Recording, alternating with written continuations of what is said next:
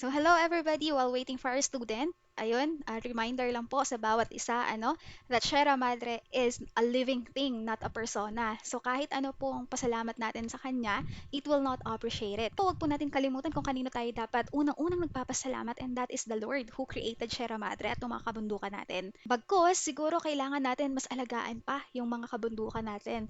'Di ba? Lalong-lalo ng Sierra Madre, mga kabundukan pa na nakapaligid sa kahit na hindi lang sa Luzon, kundi sa ibang panig pa ng lugar. No? Kailangan natin silang protektahan. Dahil unang-una sa lahat, ito yung nagiging cause ng climate change and nagiging cause ng floods, di ba?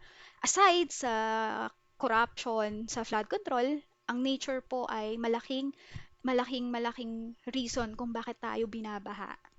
Kaya sana matuto po tayo na alagaan ito. God created natures, even animals, lahat ng nandito sa mundo. And even us, God created us to be the manager. Tayo dapat ang nangangalaga sa kanila at hindi sumisira. Dahil tayo din yung makikinabang eh. Tayo din ang mag experience ng mga consequences kung aalagaan natin or sisirain natin ang mga ito.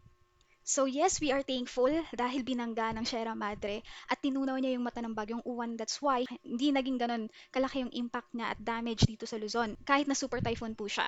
As far as I remember, last super typhoon Pipito ata yun, tinunaw din at binangga din ng Sierra Madre, 'di ba? Kaya hindi siya naging ganun kalaking impact dito sa Luzon.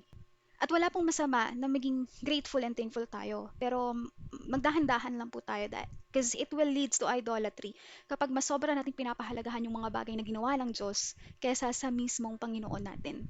So, He deserves all the glory alone. 'Di ba? So dapat sa kanya po natin ipinapagpasalamat ang lahat ng bagay.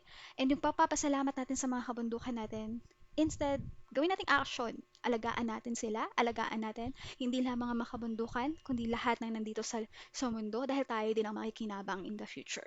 So ayun lang po, konting a friendly reminder lang po sa bawat isa. Maraming salamat. God bless us.